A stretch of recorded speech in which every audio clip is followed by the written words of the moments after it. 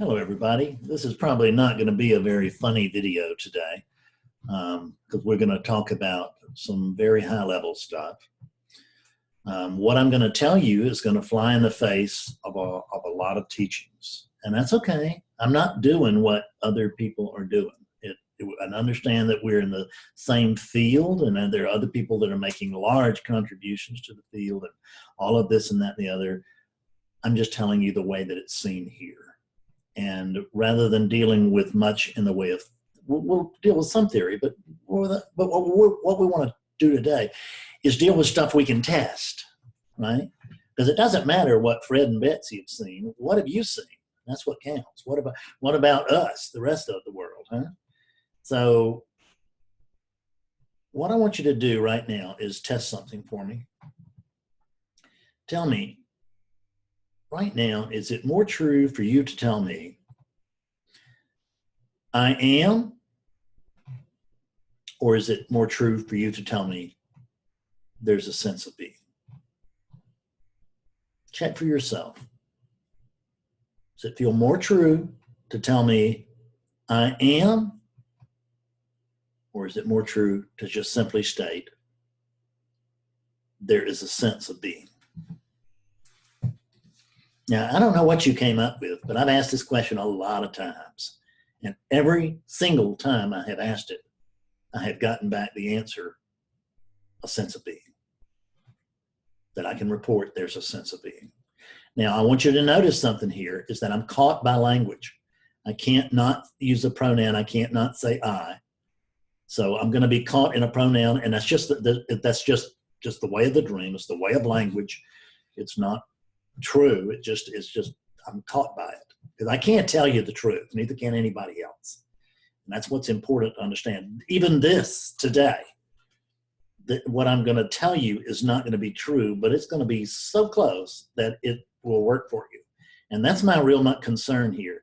My concern is not in telling you the truest truth, the starkest, sleekest truth that I can. My concern is being helpful.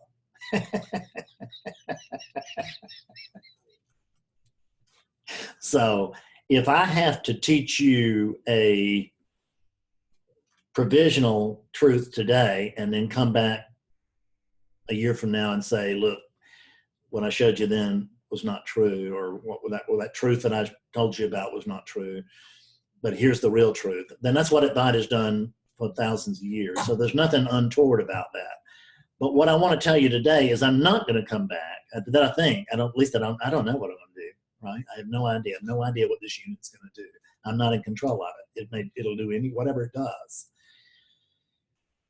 But at this moment, I have no intention of withholding any information or coming back and telling you that's not true a year from now. I'm telling you now it's not true, but I'm telling you that it's so true that I doubt I'm going to alter it in the future. And I do think that you'll find this truth and to be quite helpful for you.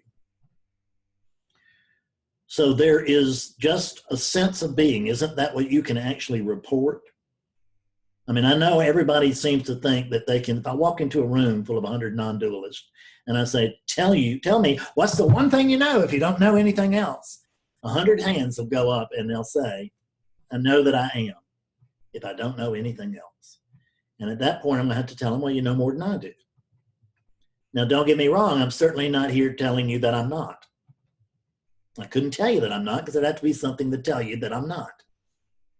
So I'm stuck saying I am, but what I want to tell you is that I am beyond I am and I am not. See, I am and I am not, look at that. If it can be described with a yin-yang, it's dream talk in the dream. It's dream language because it is talking about the dream. The dream is composed of what? It's composed of zillions of polar opposites. You know this because you know that. This is because that is. I mean, but in reality, there's no comparison to reality. There's only is. It only is. There's no, well, it's just like. It's going to turn out to be a funny video after all, you know, because it's just like that, because there's no comparison. And there's no alternative. It shouldn't be any way other than the way it is. So what I'm telling you is that I don't know enough to be able to tell you that I am. I don't know much, thank God, right? And I don't even know enough to tell you I am, because I don't know. I certainly can tell you there's a sense of being, but I can't find an owner to it. Can you? Check. Stop. Notice the sense of being. Look back. Take your attention. Turn it on itself. Try to find the one who says I am. Can you find that one? Can you find an owner to, well, you can't find an owner to I am, but except for I. But the sense of being, I don't think you can find that owner at all. There's no owner. So we can just report that there is a sense of being. And what I've noticed is there used to be a sense of being Fred, and that turned out not to be true. And I can tell you, I had the story about, the sense of dog in my front yard that many of you have heard in session. And what we have discovered is that a sense of something is not the truth of something. Because like I had a sense it was going to rain here this morning, but it didn't. So I had a sense of something, but it turned out to not be actually a pointer to the truth. It just turned out to be that it was just a sense of something. It was just a feeling. It was a hunch. I'm suggesting that we go beyond hunches today. That we go beyond what everybody already knows today, because everybody already knows it. But what can notice is that everybody already knows I am da da da da da, but nobody knows who the hell that is, right? What is that? You don't know what you are. What I'm going to suggest is that you can test that very quickly. There's a sense of being here. Can you find an owner? No. There's a sense that you are. Is that the same thing as saying I am? I don't think it is. I think that you're reporting that there's a sense of something. There's a sense of being, and there's an implied owner to that sense of being, but I can't find an owner. How about you? Can you find an owner? This is really going to be very important. This is not semantics at all. So this sense of being, it has no owner. Has it got a boundary? Has it got a center? It's a sense of being, because the sense of being is just is the knowing that you're here, and sometimes noticed within the body as a tingling or an electrical pulse or something like that. But it doesn't have to be. It doesn't have to. You don't have to get the body involved at all. Actually, you can just notice that there's a sense that you're here. There is what, let's call it, a mental sense that you are here. There's that it feels like we're here, whatever that. Well, I'm not saying what here is, but it certainly feels like we're here. And that sense of being is exactly the same today as it was when I was 5 years old. Right? I knew that I was present, or I certainly sensed that I was present. Much better way to put it. Hard for me not to fall into the very same language that I'm investigating and critical of, because it's just so common. And I'm sloppy too. I use stuff like this. I'm not telling you you're never going to hear me say anything incorrect again, in terms of non-dual truth. But what I am going to tell you is that regardless of what you hear me say, you're not going to hear me say anything like that I believe. And that's what counts. It really doesn't matter what you think, and it really doesn't matter what you say. What's critical is, what do you actually believe? What do you believe? Because you don't think you're that body if you've been hanging around non-duality very long, but it sure feels like it, doesn't it? And that's the problem, is that we can't get away from the feeling that we're not this body, from the feeling that we're not a separate individual being, which of course we're not. It's a feeling. It's a feeling that's just like a sense. It doesn't necessarily point to the truth, right? I can feel a grain of sand in my sock, and when I do, it feels like a mountain, and I pull it out, and it's a grain of sand. It's very tiny. Hardly see it, but it was driving me crazy in my shoe. Our senses can blow these things way up. Our senses can blow these things out of proportion.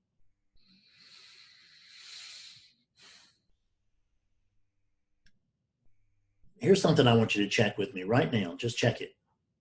So right now, is there, can you find anything outside of consciousness?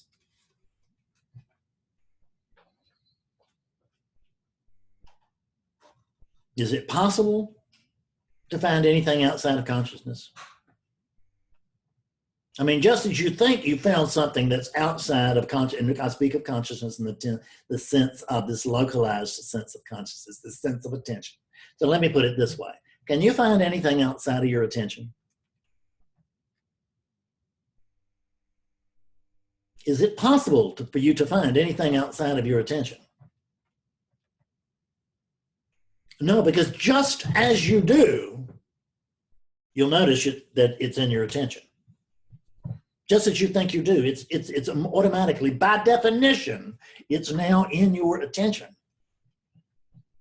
So now what we're doing is you don't have to say, oh, there's nothing outside of consciousness. Consciousness is all and everything, and take that as a theory. Test it. I can't find anything outside of consciousness. And if you tell the truth, you can't either. Just that simple. Outside of attention.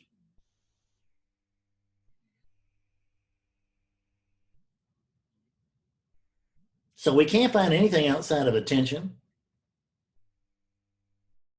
Is there anything else that we can't find anything outside of? We can't say really, I mean, so because here's, let me go back to this for just a moment. So you notice that there's nothing outside of your attention. There's nothing outside of consciousness. It cannot by definition be anything outside of it. So since there's nothing outside of it, how many consciousnesses do you count? You count one, don't you? Yeah. So there's nothing outside of this consciousness. Is what else? They can't, since it's just one, then anything we talk about is going to have to be within consciousness. It can't be outside of it. So we're not talking about something else. We're talking about another aspect of this oneness that we can see, feel, hear, and touch all the time. That actually, but it is, but that see, feel, hear, and touch is an experience. It's an experience, but it's not the truth. That's where we're going. Is that this is experiencing. This is experiencing, speaking with experiencing, and experiencing the whole thing.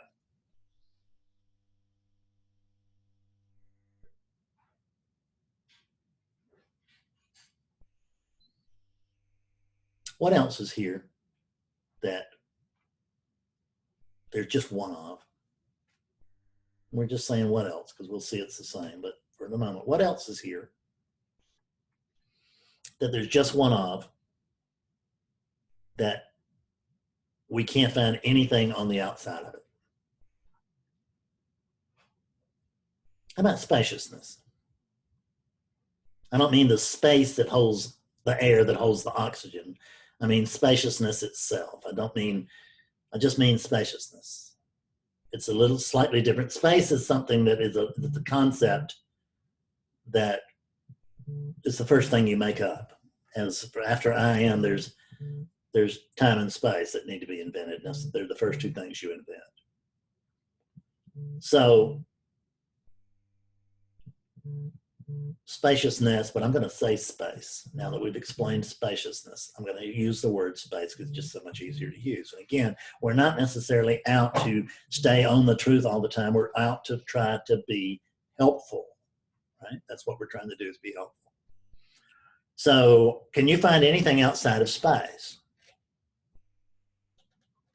I can't find anything outside of space. Actually, that means I got to be in space too. In other words, this sense of being that seems to be arising from an apparent Fred, this has got to be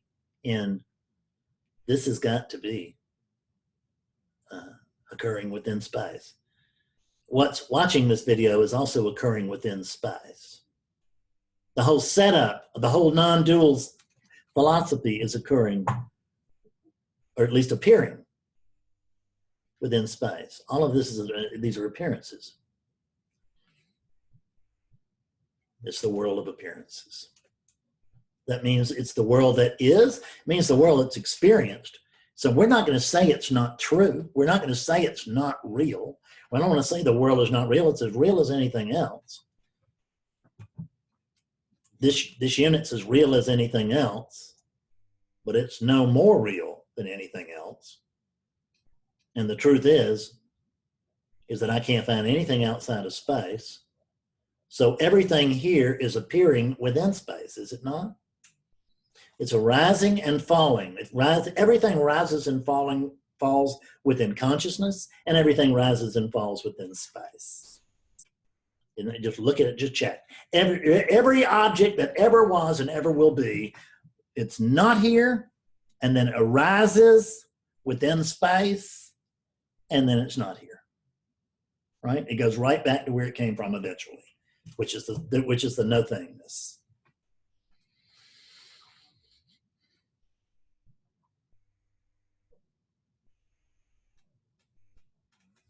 So nothing arises outside of consciousness, nothing arises outside of space.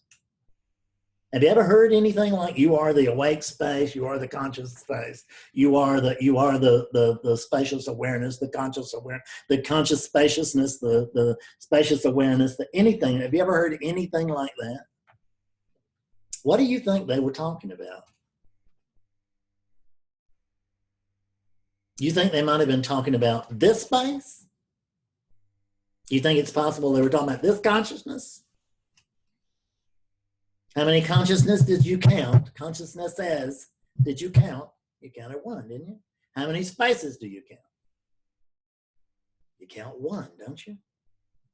One consciousness, one space. So since everything is consciousness, that means space is consciousness. But since everything is space, that means that consciousness is space. No, not really. What it means is that these are two aspects of the same thing. You are this awake space. You are the awake space itself. You're holding, and you hold that unit. You hold that unit within you. That unit doesn't have consciousnesses in its head. Consciousness, more or less, has got the unit in its head, if you would. As if consciousness had a head, but it's a way of speaking. Again, all we're out to do is to try to be helpful. Screw the truth. And we can't say anything about the truth. This teaching takes people the truth all the time. And we go to the truth, we see the truth, and then we start talking about Maya, which is the show here. Because there's nothing to be said about truth, but there is a lot to be said about the experience of awakeness as it flows through through a given unit within the context of the dream. Now we got something to talk about. Now we got unlimited experience to discuss, and unlimited experience to enjoy, and unlimited experience to be amazed by and scared of, or whatever it is.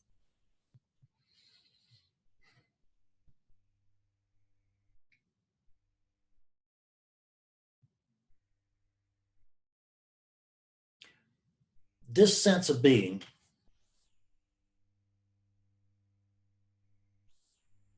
it's prior to consciousness. Well, excuse me, no, it's not. That sense of being is consciousness. You are prior to the sense of being. Whatever it is that you are, and I can only say you and I because the language is limited to talking about entities in this way. But you must not believe this part of it. But you can believe it for now. Use the pronouns. Use what you need to in order for this to be grokked, which is the only thing that can happen. You'll never figure this out. I haven't figured it out. I do not know what I'm talking about. Isn't that reassuring? He just comes out and just says, I don't know what I'm talking about. I don't know it in the way of knowledge. The mind cannot hold awakeness. We can only use the mind to behold awakeness. That's what we do. That's what we do with this teaching. It's what we do with this backwards teaching. Because now we see we've undercut the foundation of most of non-duality, which is this I am. We just cut it. We just undercut it. We've gone beyond it immediately. Now we're coming from a different direction. Now we're seeing what's prior to consciousness. Now here's what I want you to notice, because we hear about that awareness knows it is, and even when there's nothing here, and we hear a lot of stuff like that. I know we do, and I understand that that's a direction that the teaching can take, and it's not without its own skills and its own helpfulness. It's just not what we're doing here. What I want you to do here is I want you to test this yourself, because there is no point in your exchanging your beliefs for mine. There really is not. Where does that leave you? You're still just believing. Okay, so and I think I'm believing a higher truth now. I mean, just see what you can discover. This is all about you. So what can you recall prior to consciousness? And so in other words, in this instance, it would be, what can I recall prior to Fred? Nothing.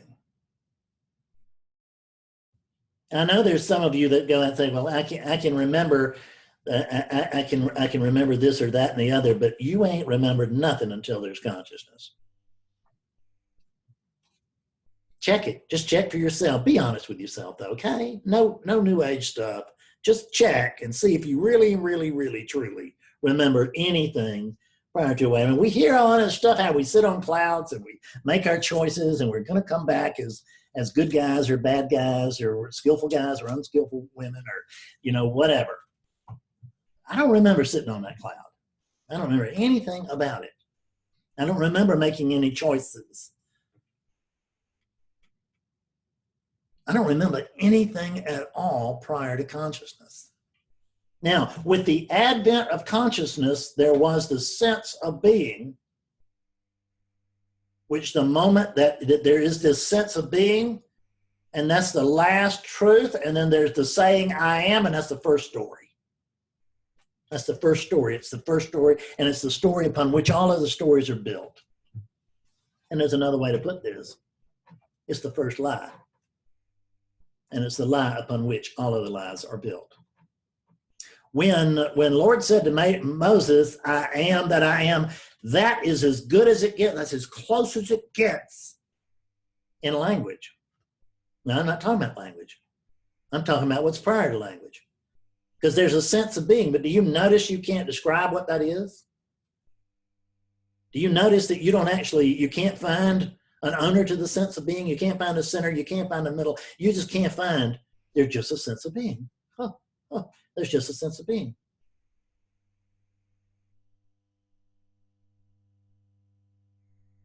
The sense of being, you have a sense of being. Whatever it is that you are. Again, we're right back to I and you. I can't avoid it. You have a sense of being.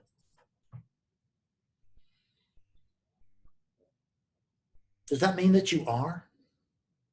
Do you notice that you told me that that the sense of being was more true to you than telling me that I am? So the sense of being doesn't mean being. People always try to take a lot of times in sessions, particularly awakening sessions, because they learn in awakening sessions that it won't work, is that people will try to take my sense of being, that phrase, which is not original here. I mean, it arose originally here, but I found out that Nisargadatta used that same language. Maharaj used that language long before I did, and so somewhere, who knows how I got it, but that's what. But when it came to me, it felt original. I'm not saying it was. I'm just saying it felt original. That because I noticed here for myself that there's a sense of being. I want you to check, and you test that too. There's this sense of being. Is that the same thing? Is a sense of something the same thing as the truth of something? I thought I had a sense it was going to rain. It didn't. It's not a sense of something is not the same thing as the truth of something. There's a sense of being. In sessions, people try to convert that sense of being into being. And being is closer than many things. But for me, when I was looking for being, right, I wanted to hook up with being. I wanted to be aware of being. I wanted to be being, whatever.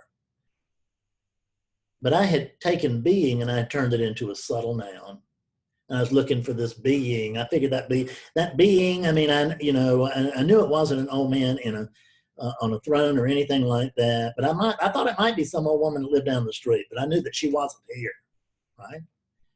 She lived very close, but she wasn't here.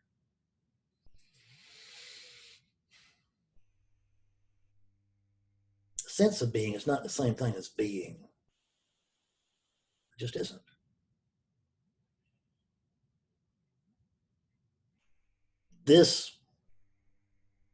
The being that is usually referred to, that people like to go to, that what that's referring to is the verb-like feel of this thing. Because you can feel this thing, but a feeling is not the same thing as the truth of something. There's a sense of it, there's a feel of it. You know, we can talk about it, you know, but actually we can only talk about the sense of being. We can't talk about that which is prior. That's what you are, is what's prior. And you can notice that you don't know yourself all the time. You know yourself right now, or at least you sense yourself. Because there's a sense of being, and you say, I know I am. Okay, what is it that knows that? What are you talking about?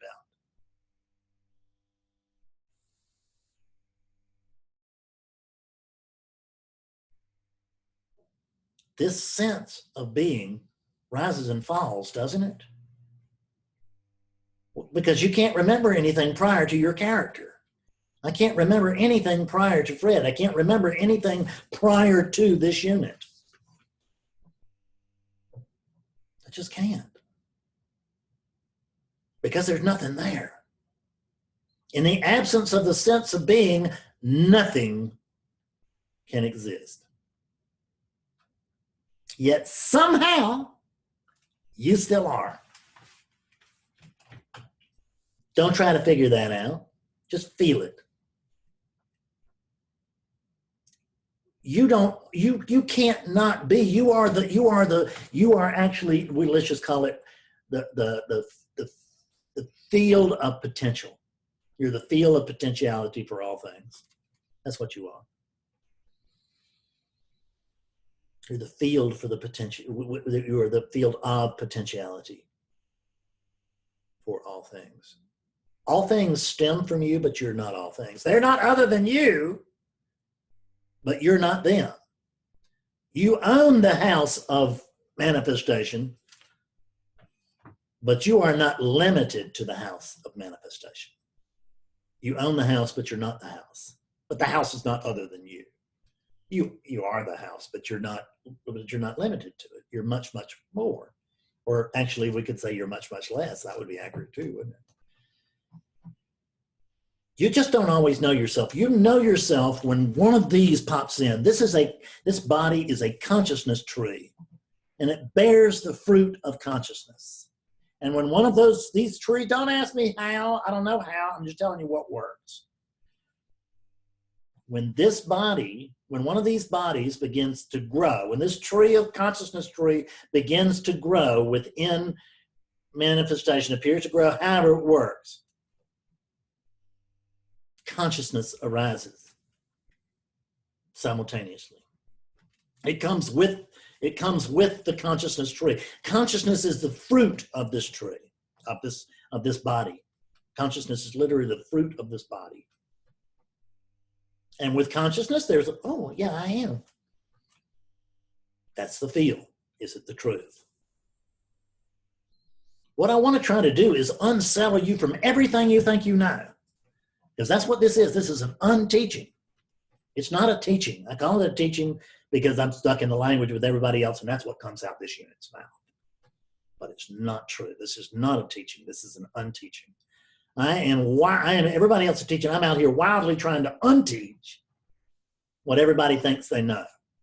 I'm trying to unteach what you think you know, whatever it is that you are, because you're the same thing that I am. You're exactly the same thing. You're exactly as awake, quote, as I am, because you are awakeness itself. You don't have the capacity for sleep.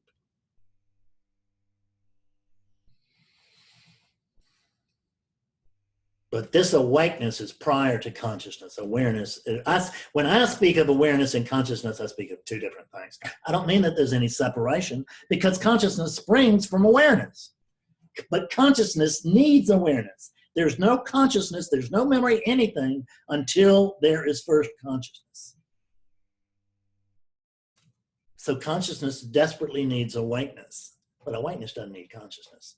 The world desperately needs a sense of being. In the absence of the sense of being, there is nothing. But the sense of being doesn't need the world, there's just a sense of being. Right now, the sense of being that's felt over there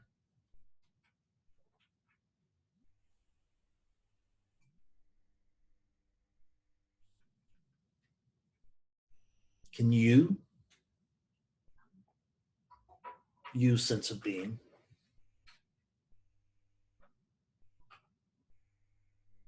Can you tell me that you are? Can you tell me that you will be? Can you tell me that you used to be?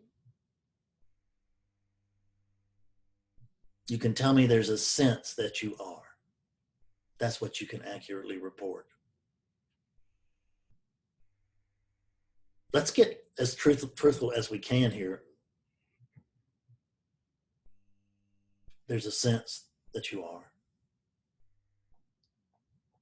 There is a sense that the consciousness is arising for you, awakeness. This is not consciousness's experience. This is awakeness's experience through the medium of consciousness, which arises and falls. And when there is consciousness, there's a sense of being. And when there's not consciousness, there is not a sense of being. That doesn't mean that you aren't, because you cannot not be. But you are what? Prior to being or non-being. You're not am or am not. You're not being or non-being. You're prior to all of that. There is no opposite to you, so we can't talk about it.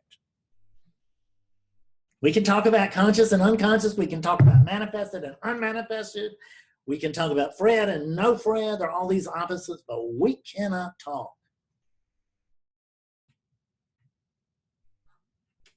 about anything without it having an opposite.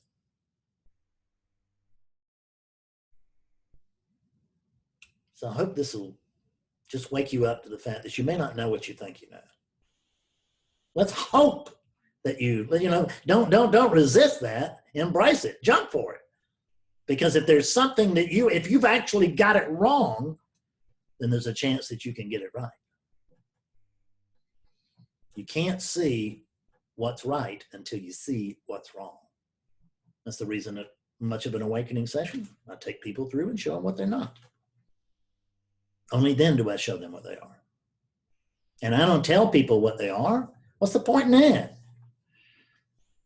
What is seen through these eyes, who cares? It's what's seen through those eyes. That's what matters. It's what's seen from that point of view that matters. That's where freedom lies. That's where. Thank you much. See you later. Love you. Bye-bye.